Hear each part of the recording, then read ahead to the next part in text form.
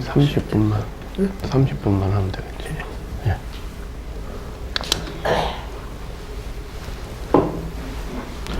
반갑습니다.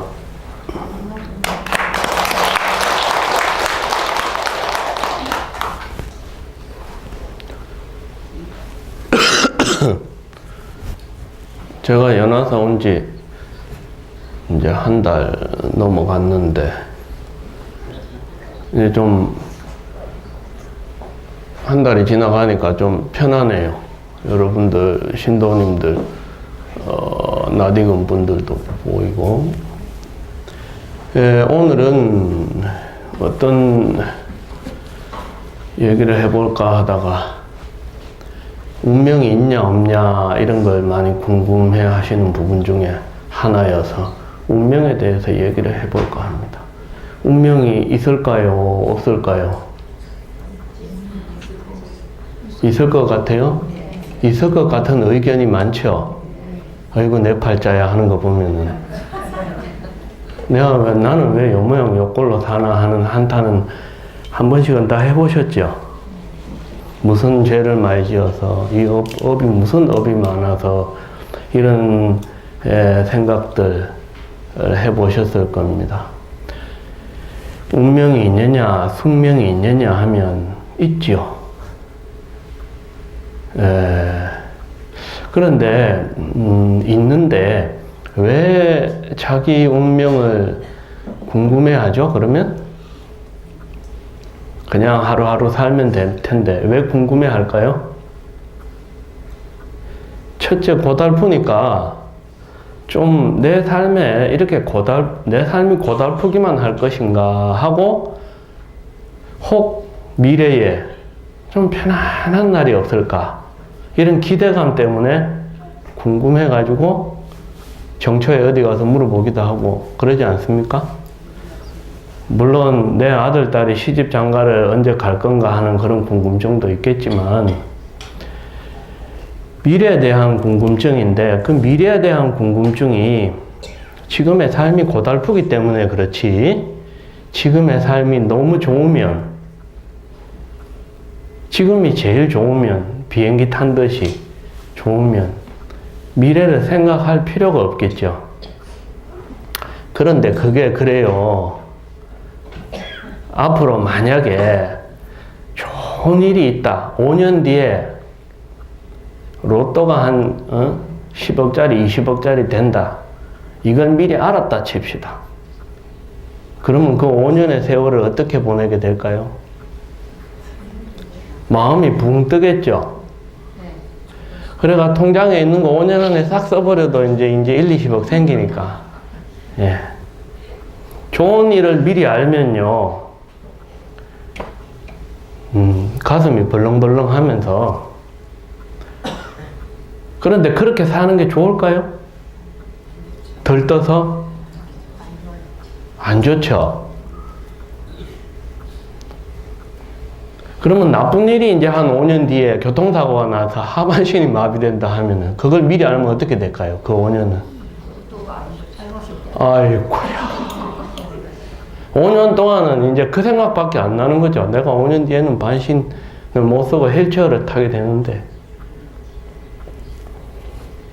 그렇다면 여기에서 뭘 알 수 있어요? 좋은 일이든 나쁜 일이든 미리 알면 좋을 게 없지 않을까요? 그래도 사람들의 궁금증은 이런 생각을 해요.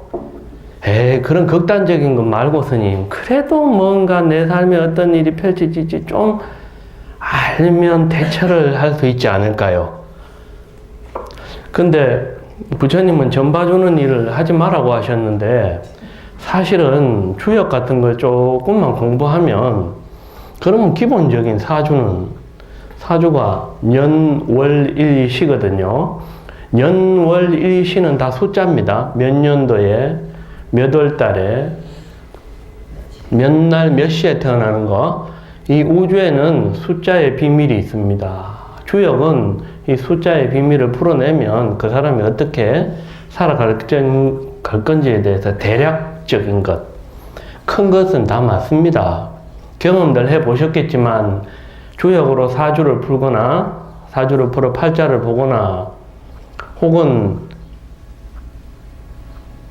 어디 가서 용하다는 데 가가지고 복천내고 물어보면 지나간 것은 어지간히 잘 맞고 또 큼직큼직한 것들은 대략 비슷하게 맞죠. 운명이 있어서 그렇습니다. 그런데 정이 궁금하면 주역을 조금만 배우면 그 큰 덩어리들은 내 운명도 내가 볼 수 있습니다. 그런데 그렇다 한들 신통하냐? 신통한 거 하나도 없어요. 부처님의 가르침이 위대한 것은 이 마음자리를 내 마음을 어떻게 쓰느냐를 가르쳐 주신 거예요. 좋은 일이든 나쁜 일이든 미리 알아봐야 내 마음이 편안할까요? 아까 얘기했듯이. 그리고 그런 극단적인 예가 아니더라도 좀 알면 대처할 수 있지 않을까? 몰라도 대처하고 이때까지 다 살아오셨잖아요.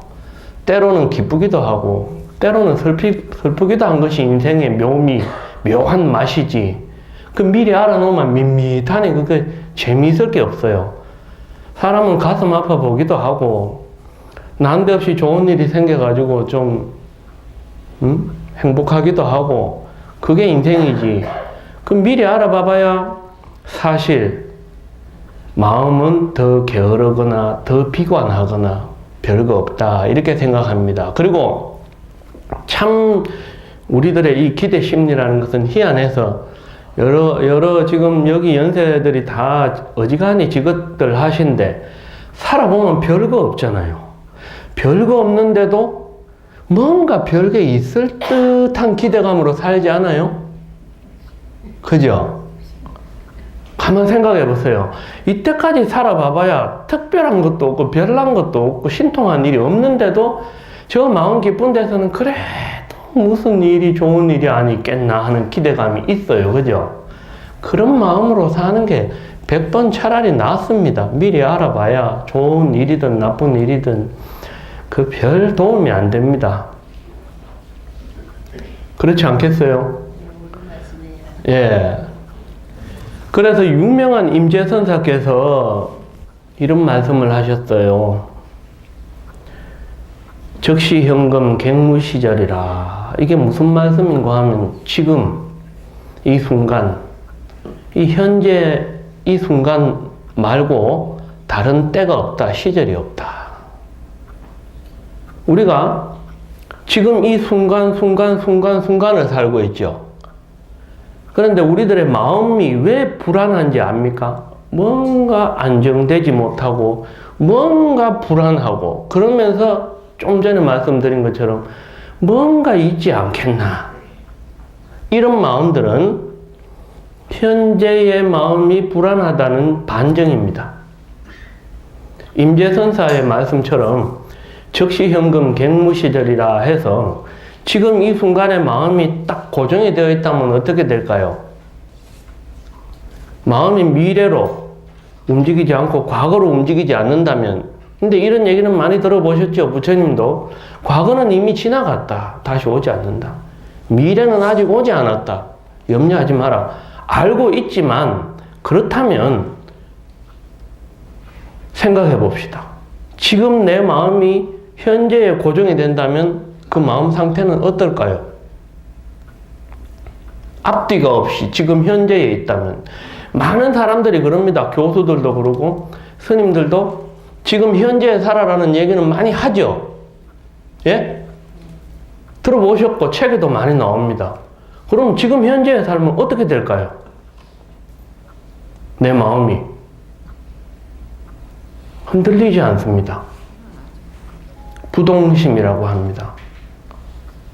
근데 마음은요, 우리 과학이 미세한 세계를 쇳덩어리라도, 바위덩어리라도 전자현미경을 미세하게 들여다보면 다 요동치고 있습니다.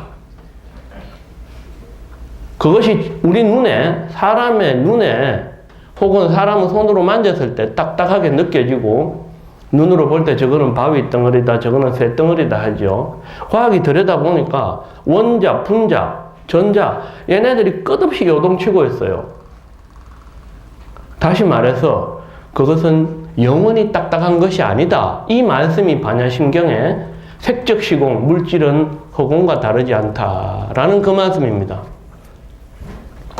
본질적으로 딱딱한 것이 아닙니다. 그렇다면 형체가 없는 이 마음은 어떻겠어요? 바위처럼 딱딱한 것도 본질적으로 딱딱한 것이 아니라고 또 색적 시공이라고 부처님도 말씀하셨으면 본질적으로 형체도 없는 이 마음은 어떻겠어요? 정말 너무나도 미세하게 요동치고 있습니다. 그걸 부처님께서는 찰나에 900생멸한다 하셨어요. 찰나에 900생멸한다. 수많은 생각들이 요동치고 있습니다. 이 생각이 과거로 미래로 조금도 움직이지 않고 현재에 딱 못을 박는다고 할 것 같으면 결론으로 말하면 시공을 초월하는 거죠. 시공을 초월한다 하면은 다른 차원으로 가서 완전히 이 세상을 다르게 보는 건데, 그래서 선시에 보면 깨닫고 보니까 온 세상이 완전히 다르게 보이고 들린다라는 그런 선시가 많습니다. 보이고 들리는 것이 다 다르다는 거죠. 그런데 범부 중생은 보이고 들리는 게 다 비슷합니다. 왜? 욕망의 눈이 가려져 있기 때문에. 그런데 그 욕망이 왜 생기느냐 하면 과거에는 안 좋았다, 미래에는 좋고 싶다, 이런 갈망, 이거 가래라고 하죠. 갈증.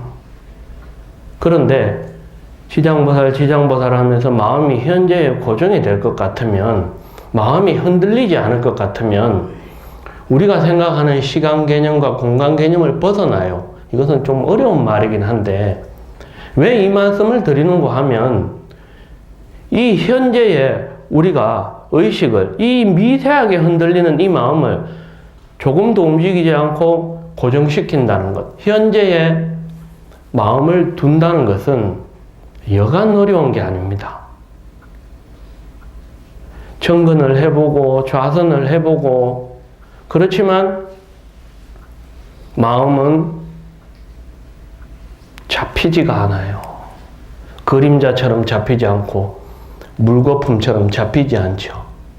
어떻게 얘기를 하다 보니까 어려운 얘기로 들어왔는데 운명 얘기를 했습니다. 이 말씀을 왜 드린가 하면은 지금 현재의 내 마음이 다음 순간을 결정하지 않아요? 오늘 내가 푹 쉬었으면 내일은 열심히 활동할 수 있지 않아요? 오늘 휴일에. 근데 휴일에 술을 먹고 오랜만에 친구들하고 만나가지고 술을 과음을 했으면 다음날 피곤하겠죠? 출근을 하면.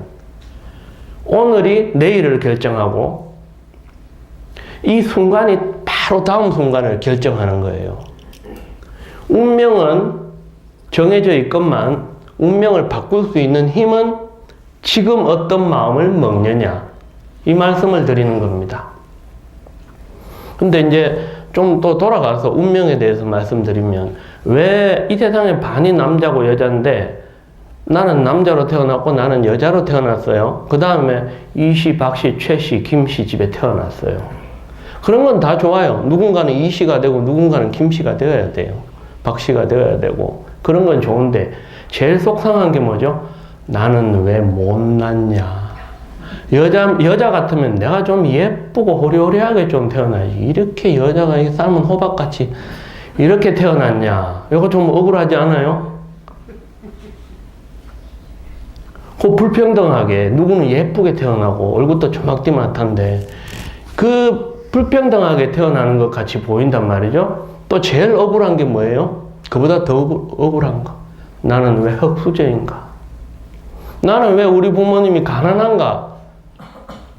누구는 저렇게 금수저래가지고 호요식 하는데 이거 억울하지 않아요? 그리고 또 정상인들은 정상인들을 상대해서 그렇지 장애인들이 많습니다. 선천적, 또 교통사고로 인해서 후천적. 장애인 모이는 데 가면은 장애인들 엄청 많아요. 그리고 등록된 장애인들을 보면 우리나라 인구의 10분의 1에 육박합니다. 사소한 장애 이런 거 해서 다 등록된 거. 한쪽 눈 실명도 장애거든요. 이렇게 다 멀쩡하게 다녀도 말하자면 그럼 사지 멀쩡한 게 얼마나 큰 복인지 모르죠. 근데 사지 멀쩡한 사람들은 그 복을 몰라요. 사지 멀쩡하게 살아왔으니까 그것이 상실되면 아이쿠야 이렇게 되는 거죠. 여하튼 지금 말씀드리는 것은 왜 나는 남자로 여자로 혹은 김씨로 이씨로 혹은 흙수저로 금수저로 혹은 잘나고 못나게 태어났느냐, 이것이 바로 운명이 있다는 명백한 증거인데 그걸 부처님께서는 뭐라고 하셨느냐, 인과다, 인과응보다 라고 말씀하셨습니다. 제 은사스님이 생전에 법문하시면서 가장 많이 법문하신 것 중에 하나도 이 불평등이 왜 생겼겠느냐 이거죠. 그것은 인과응보라는 거죠. 부처님께서 말씀하신 그대로. 그러니까 우리 그런 말 하죠. 내 탓이요 라고 스티커도 있고 차 뒤에 이렇게 붙여놓는 것도 간혹 보고. 근데 정말 내 탓이요 합니까? 아이고 내가 미쳤지. 저 인간을 내가 선택을 해가지고. 말은 못해도 속으로 그런 생각들 하잖아요. 자기가 선택한 인생인데. 내 남편을 평생 한 번도 미워하지 않고 싫어하지 않고 짜증나지 않은 남편이 있습니까? 없죠. 아니, 인생은 고해니까. 예. 그냥 사는 거죠. 우리가 보면 아무리 선남선녀고 아이고 저 집은 자식들 공부도 잘하고 선남선녀고 부부지간 금슬도 좋고 모르시는 말씀입니다. 속을 까보면 똑같습니다. 왜냐? 범부 중생의 마음은 똑같습니다. 다를 것 같죠? 재벌하고 파지 줍는 할머니하고 혹은 세상 없는 박사학위를 많이 가진 세계적인 그 학자하고 아주 무식한 새우깡에 소주만 먹는 인간 폐인 같은 무식한 사람하고 다른 것 같죠? 부처님의 눈으로 보면 똑같습니다. 한순간의 꿈 같은 이 인생을 살다가는 범부 중생이라고 그렇게 보일 뿐입니다. 시공을 초월한, 욕망을 벗어나서 시공을 초월한 분의 눈으로 보면 그렇게 보입니다. 우리 스스로가 한탄할 뿐이죠. 나는 흙수저다. 그리고 금수저로 태어난 사람들은 돈 몇 푼에 발발발발 떨면서 사는 서민들을 보고 이러면서, 그렇지만 요번에 나왔죠. 이부진 씨가, 신라호텔 사장이 프로포폴 상습 투여 혐의가 뭐 기사에 나왔죠. 사실이고 아니고 중요한 게 아닙니다. 재산이 조 단위가 넘어갑니다. 조라는 재산은 돈은 얼마의 액수죠? 1억이 10,000번인데 금리를 이자 생각해 보세요. 자고 일어나도 1조는 그대로 있고 이자만 다 쓰지도 못하는 돈이 조 단위의 돈입니다. 그러나 마음이 편안하지 않고 무언가 불안하고 삶에 기쁨이 없고, 예? 여기 있는 여러분들의 이 얼굴처럼 기쁨이 없고 주름만 깊어가고 똑같습니다. 그들도 화장으로 숨기고 있습니다. 명품으로 걸치면서 숨기고 있는 겁니다. 아니 그도 오장육부를 갖고 있고요. 우리랑 다른 게 뭐가 있어요? 재산만 많지. 황제라고 해도 밥 안 먹으면 배부릅니까? 배가 안 고픕니까? 황제의 똥은 향기처럼, 부처님 전에 올린 고급 향처럼 향기로워요. 인간은 다 똑같이 구립니다. 똑같은 인간은 오장육부를 갖고 있고요. 그죠? 그들이 우리랑 뭐가 다릅니까? 재벌가가, 권력가가 뭐가 다릅니까? 지식자가 뭐가 다릅니까? 안 먹으면 배고프고, 벗겨놓으면 남자 몸, 여자 몸. 그죠? 재벌은 뭐가 더 달렸습니까? 덜 달렸습니까? 그건 기형이죠. 우리는 똑같이 태어났고 똑같은 24시간을 갖고 있어요. 그런데 착각에 빠지는 거예요. 어이구 내 팔자야 하면서 착각에 빠지는 거예요. 부처님이 마음의 주인이 되어라 했을 때 이 순간을 지배하라는 겁니다. 이 순간 좋은 생각을 하라는 겁니다. 이런 말이 있죠. 좋은 일이 있어 행복한 게 아니라 웃으니까 행복해진다. 아니 좋은 일도 없는데 웃으면 그 맛이 간 사람 아니에요? 옛날에 보면 마을에 바보들이 하나씩 있었어요. 간혹. 그죠? 그럼 마루에 앉아가지고 햇볕 이러면서 이런다고요. 그죠? 아무 일도 없는데 지 혼자 웃어요. 저 바보다 이러거든요. 논리적으로는 좋은 일이 없는데 웃으라 하면 그 바보예요. 좋은 일이 있어야 웃는 거지. 그냥 웃으면 행복하다? 논리적으로는 바보 같은 논리인데, 그런데 거울 앞에서 자신의 모습을 보면서 싱긋이 웃어보라는 말 들어보셨죠?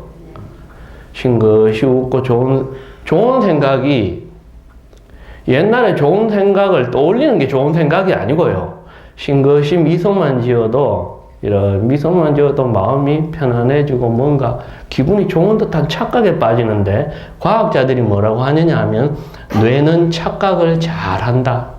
그 생각을 하면 그렇게 된다 라고 말합니다. 이 순간을 지배하는, 이 순간에 마음을 두고 이 순간을 지배하는 능력 가운데 테크닉 중에 하나가 그겁니다. 아이고 내 팔자야 하는 순간 끝없이 자기 한탄과 비애에 젖어들 것이고, 그냥 한번 웃어본다면 기분 좋은데 웃으니까? 이게 뭐지? 이게 일체유심조입니다. 가난해도 행복한 사람이 좋습니까? 돈과 권력이 있어도 평생 남의 손가락질 받는 사람이 좋습니까? 돈만으로 행복한 사람은 없지만 가난해도 마음만으로, 가족에 대한 사랑만으로 행복한 사람은 많습니다. 돈만으로 행복하다면 제가 언제 한번 말씀드렸는데 재벌들은 무조건 행복해야 돼요. 그죠? 권력으로 행복하다면, 지식으로 행복하다면. 근데 지식이 많은 사람들도 인상이 똥 씹은 표정으로 우울한 사람들 많습니다. 얼굴이 환하고 빛이 나는 사람 보기 쉬워요? 보기 어려워요. 뭔가 우울해. 예? 여러분들도 그래요. 뭔가 불만족한 것들이, 지금 제 얘기를 들으면서 약간 웃는 거지. 평상시에 보면 무엇이 그렇게 채워지지 않았는지, 욕구불만, 애정결핍, 안으로는 애정결핍, 바깥으로는 욕구불만, 마음으로는 사랑이 채워지지 않았고 물질적으로는 바깥에 내 원하는 만큼 뭔가 돈이 벌리지 않았고, 평생 돈 많은 재벌들도 계속 그 보고받고 밤낮으로 그 기업의 이윤을 창출하려고 정신없어요. 돈이 나빠서가 아니라 왜 청빈을 이야기하느냐. 돈이 어지간히 있어야 생활도 좀 하죠. 돈이 나쁜 게 아닙니다. 청빈을 이야기하는 이유는 돈 때문에 골치 아프지 말아라 이 소리입니다. 돈 때문에 영혼을 빼앗기지 말아라 이 소리입니다.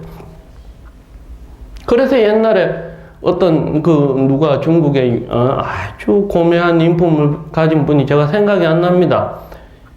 황제가 사람을 보내서 재상의 자리, 국무총리죠. 지금 같으면. 그 자리를 딱 구원하니까. 어느 더러운 소리 들었다고. 안 한다고. 그런데 더러운 소리 들었으니까 내과에 가서 귀를 막 씻은 거예요. 왜? 권력에 내 영혼을 뺏기지 않겠다. 물론 어려운 일이죠. 돈과 권력이라는 것은 사람을 미치게 하는 것인데, 완전 그냥 불나방에 불에 달라들듯이 자기 몸이 타 죽는지도 모르고 달라드는 것인데, 그렇지만 어쨌거나 생각을 해보세요. 지금 이 순간 내 마음이 고정이 되어 있고, 이왕이면 지금 이 순간 마음이 고정이 되어 있으면서 좋은 생각도 하지 않고 무심하면, 우리가 도인을 얘기할 때 그 앞에 붙는 말이 있죠. 무심도인. 이것은 최고의 경지입니다. 그러나 우리는 무심이 안 되기 때문에 이왕이면 좋은 생각을 하라고요. 그렇다면 다음 순간이 좋게 느껴질 것이고 마음이 밝아질 것이고, 그러면 아들이 인상을 찌푸리고 이런 취직이 안 되니 뭐니 이러면은 같이 인상 쓰면서 고민한다고 일이 해결됩니까? 아들아 괜찮다 하면서 웃으면서 괜찮다 라고 뭔가 이 긍정의 마인드 말은 하면서 그게 쉽습니까? 안 되는 이유가 뭐냐 하면, 이런 이야기를 많이 들으시고 그걸 자꾸 연습을 하면 그렇게 바뀌어요. 그런데 여러분들의 이 생활 패턴이 좋은 거 없고 근심 걱정이고, 작년에 우리 아들 서울대에 들어가긴 했는데 좋은 거는 잠깐이고 걱정은 계속 줄 서 있죠. 그죠? 근데 그거 여러분들이 만드는 거예요. 왜? 주변을 앞집, 옆집, 뒷집 한번 어떻게 사는가, 내 형제, 친구들 어떻게 사는가 보세요. 다 비슷합니다. 비슷하게 살고 있고, 마음은 뭔가 만족하지 못하고 있고, 애정결핍, 욕구불만. 항상 거기에 노이로제가 되어 있어요. 우리의 정신을 일평생 그러한 이 마음으로 하루하루를 사니 여러분들 얼굴이 밝지를 못한 거예요. 사람이요, 어떤 모임에 갔어요. 근데 누구 하나가 주도를 해서 웃기는 친구가 나왔어요, 동창회에. 그래서 막 웃기는 얘기하면 좀 마음이 좀 안 좋은 일이 있어서 갔다가도 그 친구 얘기 들어서 막 웃게 되죠. 그죠? 웃으면 얼굴이 제일 좋아 보이지 않아요? 그런데 나는 기분이 좋아서 갔는데 어떤 친구가 죽을 상을 하면서 안 좋은 얘기를 막 풀어놓으면 어떻게 돼요? 나까지 덩달아 기분이 안 좋아져요.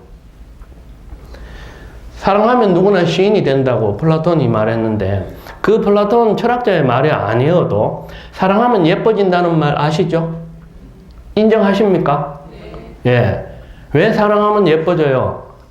똑같은 이목구비인데 혀성형 수술도 안 했는데 왜 예뻐져요? 마음이 밝아지니까 예뻐지는 거예요. 마음이 기쁨으로 떨리는 것. 아, 그 사람 생각하기만 해도, 전화 벨만 울려도 그 사람일까 하는 이 마음에, 예? 옛날 생각이 나나 봐요. 그런 웃음이 나오는 거 보니까. 이 기쁨으로 떨릴 때 내 얼굴이 환해지고 예뻐지는 거예요. 그죠? 어떤 생각을 하느냐가 어떤 인생을 만드느냐. 운명은, 숙명은 있건만 거기에 질질 끌려가면서 아이고 내 팔자야 이렇게 할 것인가. 운명은 있으나 내가 지금 이 순간 즐거운 마음을 가짐으로써, 그래서 제 신도 중에 한 사람이, 남편이 엔지니어 기술자인데 회사에서 이렇게 오랫동안 20년 이상 25년 이렇게 근무하다가 몇 년 전, 한 5, 6년 전인가 추석에 사표를 내고 자기가 이제 공장을 차려서 기술이 있으니까. 그런데 이제 그 보살님은 저한테 와가지고 걱정을 해요. 아유, 스님 그냥 직장 생활 하면 좋을 텐데 사업은 아무나 하는 게 아닌데 걱정을 하더라고요. 그래서 제가 하는 말이 그랬습니다. 보살님, 사업을 하다가 잘 안 돼서 하루아침에 어느 날 망한다 하더라도 남편한테 타박하지 마세요. 그랬습니다. 그러면서 왜 그래야 하는가 설명을 해줬어요. 그런, 지금 시간이 다 돼가니까 왜 그래야 하는지 설명은 다음에 기회가 되면 드릴게요. 그런데 그 얘기를 남편한테 했더니 남편이 기분이 좋아가 어깨가 들썩. 그래, 스님이 그러시더나. 예? 망해도 괜찮아 하고 다시 재기하고 사는 사람이 있고, 망하면 주저앉고 자살하는 사람도 있죠. 망했을 때 그때 마음을 어떻게 가지는가에 따라서, 그죠? 살면서 사소한 일이 닥쳐도 좌절하는 사람이 있고, 한 번의 사랑의 실패에 다시는 사랑하지 않겠다고 하는 사람이 있고, 많은 사랑의 실패에도 아름다운 사랑을 꿈꾸고 마침내 행복한 삶을 사는 사람이 있고, 부도가 나도 다시 재기하는 사람이 있고, 실패는 성공의 어머니가 맞더라 하면서 성공하는 사람이 있고, 그죠? 예. 성공하는 사람들이 그냥 성공하는 거 아닙니다. 포기하지 않고 수십 수백 번 해서 마침내 그 부를 이루었죠. 그러나 그럼에도 불구하고 마음을 잘 못 써서 자수성가했는데 마음을 잘 못 쓰는 사람들이 이름에서 졸부라 합니다. 졸부가 되지 않고 자수성가하고 마음도 잘 쓰고 내가 여유 있으면 없는 사람도 생각하고 지금 이 순간 겸손하고 넘치지 않을 때 그나마 세상에서는 잘 사는 사람 중에 속하는데, 방금 말씀드린 이런 사람